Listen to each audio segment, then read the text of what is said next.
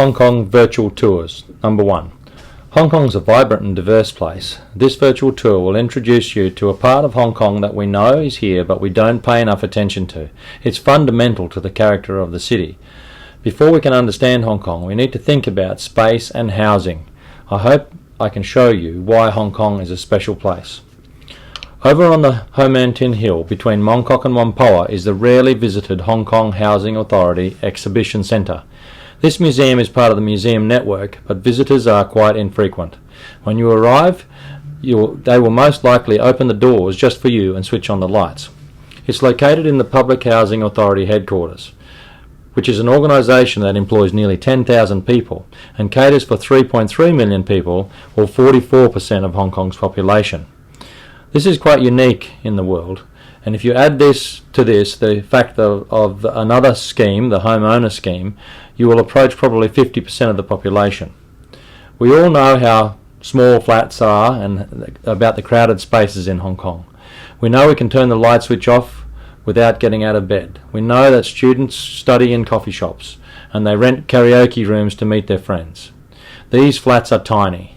This is why there are always people outside in Hong Kong.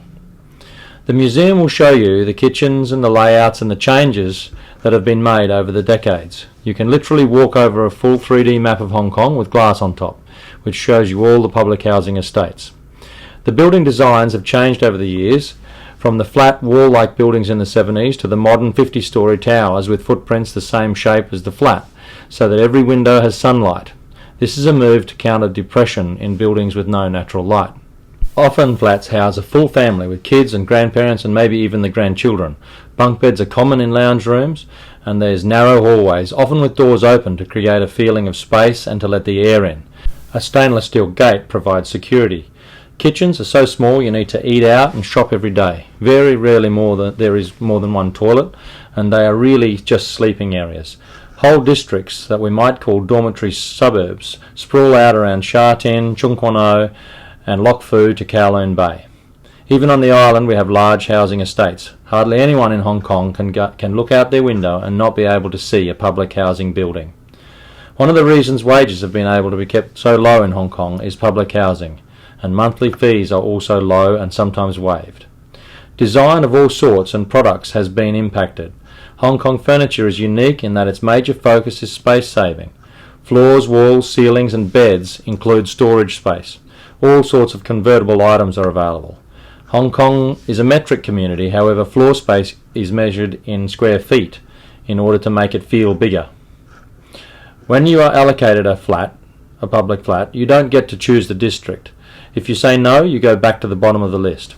In 2019, the average wait time was 5.4 years and there was over 150,000 applicants. To be eligible, you must be over 18 years and have an income lower than 29,000.